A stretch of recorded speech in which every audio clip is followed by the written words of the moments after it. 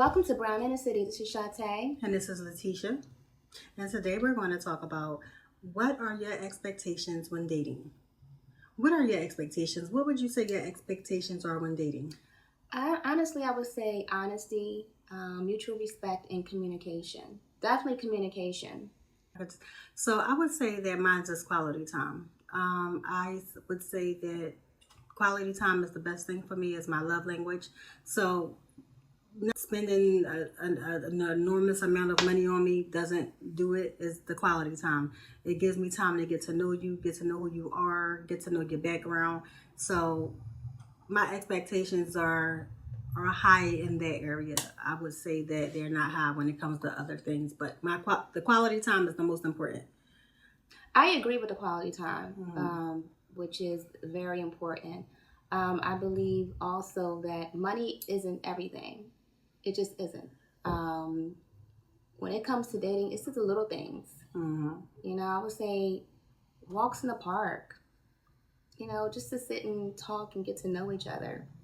It don't have to be elaborate restaurants and, you know, helicopter rides and things like that. It needs to be both of y'all are in tune and wanting to know what was did you have any child trauma, or did you fall off a bike when you were young?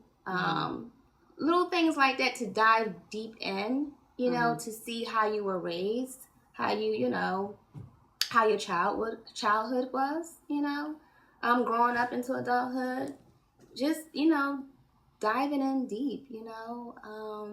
See, and I'm the complete opposite. I feel like on the first date, you don't have to dive in deep because you kind of just wanted to flow. It's not. I'm not saying on just the first date. I'm saying like multiple dates. Right. What is your purpose for dating? Are you dating for marriage? Are you dating for fun? At our age, we're at the age where we shouldn't just be dating for fun. It should be a long-term mindset. I feel like we should be thinking about, does this person have the potential, or do they have the potential for me to be married to this person? Because honestly, I'm at the place where if they don't, then I'm wasting my time. Like, I'm not trying to waste my time. I'm at a good age. I just feel like when you are dating, the focus shouldn't be marriage. That's my personal opinion. I don't think your mindset should be on marriage.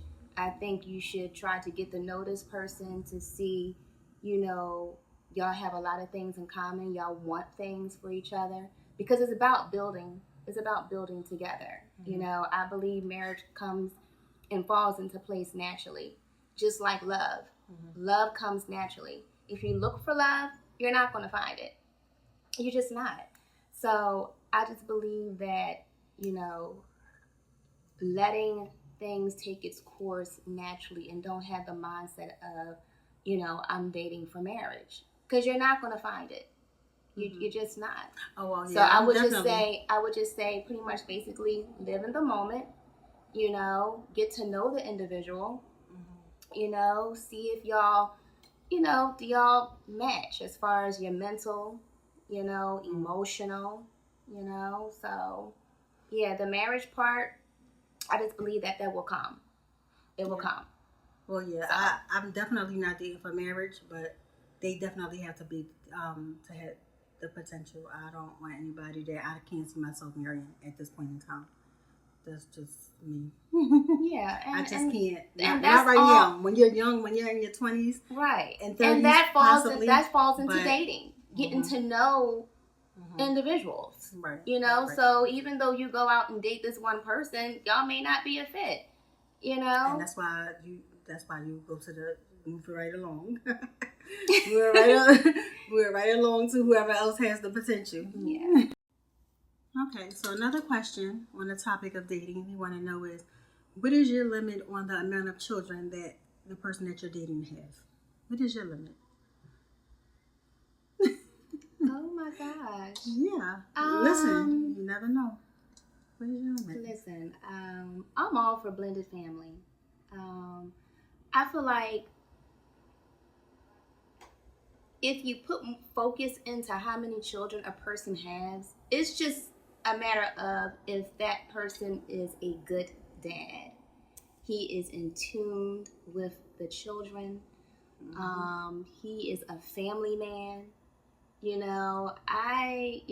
If this person is a good father, a good son, like an amazing son, like a good father that has a lot of family oriented values, I just believe that a number wouldn't matter. As long as I know that this person is involved with the children, they're able to take care of their children. It's no negativity. They have good, he may have good co-parenting with his children's mothers. It's a healthy environment. I don't think a number would matter. As long as he has those good values, I just don't think that a number matters. And I would say the same thing. I would also agree that it really doesn't matter. Yeah. If they're a good father, if they take care of their children, if they do what they're supposed to do, they're guiding them. Right. They're guiding them down the right path. They want the best for them. They're teaching them about life. It's a lot that comes with a good, grounded family household dynamic, I would say. Right. As long as he has those qualities, I don't think that a number should matter. That's just me. Does where the person you're dating work matters? I would say now that's just tuning into the wrong thing. As long as you know that this person is not a bum, laying around ain't doing nothing with their lives, it can be a man that's a hardworking man working 9 to 5. It can be a man that owns multiple businesses. So with me, the career doesn't matter. Well, it does matter because I don't want anybody selling drugs or anything like that. So yeah, so it does matter, but it doesn't matter if you have a good, honest job. If it's wherever it's at, it doesn't matter as long as you're doing what you're supposed to do, hardworking, and take care of your family. Take care of everything. You should be taking care of it. It really doesn't matter where you work. As long as you're happy, everybody's happy. That's fine. Do you have high standards? Do you want the dating luxury? Okay, so obviously everybody wants luxury when they're dating. But I do not expect a man to do for me what I can't do for myself. So if I can't do it for myself, I do not expect it from any man. To be honest, I'm very humble. I'm very simple. So none of that really matters to me as long as I'm happy and you're doing what you're supposed to do and I'm doing what I'm supposed to do. I'm fine. But no, of course I would love luxury. Anybody would, but I don't expect it. I don't expect those things. If you want to do it for me, that's fine. But my expectations are not, you need to do this, or if you don't do this, I don't want to be with you. That's not me. As long as we're happy, shit, we can be out in the park. Girl. Laying on a daggone sheet, blanket, whatever. As long as we're happy, it could be very simple. I'm fine with the simple things. Yeah. For me, I just feel like you shouldn't ask for stuff if you can't afford it yourself. If you can't afford it yourself, why ask for it? Yeah. To me, that puts a bad taste in my mouth. Live in your truth. Be yourself. That's how I look at it. Like, be yourself. Be comfortable within yourself and what you have and what God gave you. That's the most important. And if it's for you, it's for you. That's in God's plan. But what is your pet peeve in dating? I would have to say that I can't stand when someone is constantly talking about themselves. And obviously, when you're dating, you got to talk about yourself, but constantly, meaning that they don't ask you anything. They're not interested in what you got going on. They're not interested in anything that you're doing. They just want to talk about themselves. That's a pet peeve. I think the pet peeve for me is talking bad about people. Yes. You don't know a person's situation, all that negative energy. That's a real pet peeve for me. You know, and I gotta agree with you on that one too, because I feel like when people talk about people, that shows a lot about your character. absolutely. Like, I'm not on a date to hear about anyone. Like, that shouldn't even be on your mind. But I feel like the way you speak of others does say a lot about your character. So I gotta agree with that one. And complaining, a complainer, complain about anything. Yeah. That's another pet peeve. Yeah. Not good. Not good at all. So. And just someone that talks bad about women in general. I feel like Or men. Or men, just people in general. But I know a lot of men that really, really talk bad, like talk down on women, like. And sometimes it's based on their last relationship, but no, I don't want to hear. I don't want to hear about that either. I don't. Yeah. I just feel like your past relationships were your past relationships. That's why it's the past. Right. Nobody don't need to know what went on in your past relationship. It's Not on the first date. Not on the not, first I date. would say not. Well, you gotta know because they I can mean, have children. I mean, together that's or- one thing, but to Yeah. literally be in depth about your past relationships, that's for the past. It's about forward movement in the moment now. Yes. You know, that's the whole thing, is getting out of the past. That's what keep people stagnant. When you keep holding on to the past and bringing Growth. things up. Growth, healing, growth. You need that to move on. Yeah. So that's that's definitely a pet peeve of mine. So now we're gonna ask you guys, what do you prefer, text message or phone call when dating? I would say, phone call. You're getting into more with the conversation. I mean, texting, the person may be a little shy, so they hide behind texting.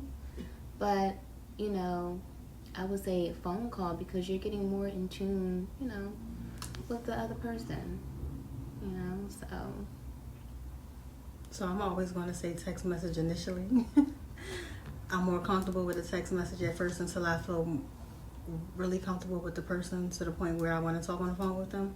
So text message is good up to a certain point, and then after that, after even a week or two, like that's not that long, but shoot, it might be long if you really want to talk to somebody. But I feel like I prefer text initially, and then after that, the phone call when I get a little more comfortable with that person.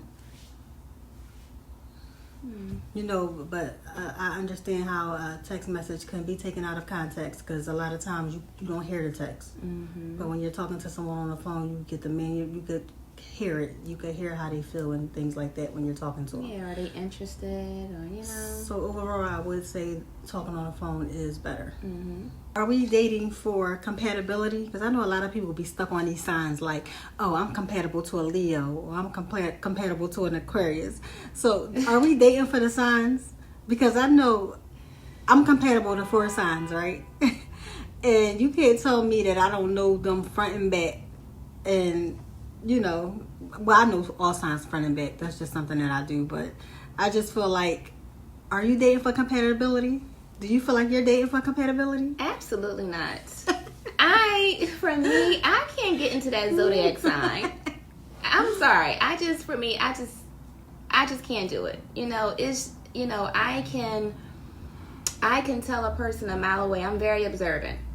I'm really, really aware of my surroundings. I can spot a bullshitter a mile away. I'm observant, and I don't say anything. Because everything ain't, everything's not to be said. But, yeah, as far as the zodiac signs and all, not yeah, really. so I am into the zodiac signs. Now, I'm not going to say it's a yay or a nay, depending on your sign, but I will say that plays a little part. I'm not going to say a big part. It plays a little part in my life, but, yeah, it's just something fun, really. Like, it ain't like, it's like I said, oh, if he's not this sign, I can't deal with him or anything like that. But it's fun. And to me, it's a little accurate. A lot accurate. I'm going to say it's a lot accurate in my experiences. It's a lot accurate. But are you dating for the signs? Yeah, are you? When dating, do you feel like your partner or the person that you're dating, is cooking a must? Do they have to know how to cook, or do they have to cook, or is that something that you feel like you can live without? Girl, you gotta learn how to cook. For me, it ain't no eating out all the time. You gotta learn how to cook. That's, yeah. Well, I know how to cook, so that's not a problem. So I just cook anyway. But is it a must? Like, do you feel like if you start dating someone, do they have to know how to cook? Because a lot of men are busy, so a lot of them don't get home until late. So they might want somebody that could possibly have dinner waiting for them. And the same thing with a woman. She might work a certain job or probably can't be home all day to cook. Like, so maybe she might want the man to be able to help her when she can't cook. I mean, so is it a must? Is it something that you feel like is a must or something you can live without? I don't think it should be a must. I just think that should be something naturally that you just know how to do. I mean, well, everybody don't naturally know how to cook.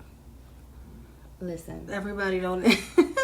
Some people still cook. They go to their mom's house to eat. Get a cookbook. Open the cookbook up and learn how to make some dishes. Mm-hmm. Even if that potential partner doesn't know how to cook, show him how to cook. Show her how to cook. Mm-hmm. Y'all can be in the kitchen together cooking. Mm-hmm. Yeah, that's where I'm at with it. Yeah. My final thought, don't go looking for love. Love will come to you naturally. You go looking for love, you're not going to find it. Be true to yourself and just let it flow. Keep expectations realistic. Not every first date is going to lead to a second one. And that's okay. Hey guys, go follow our Brown in the City podcast on Instagram. And follow our YouTube channel, Brown in the City. And please like and comment. Thank you. you.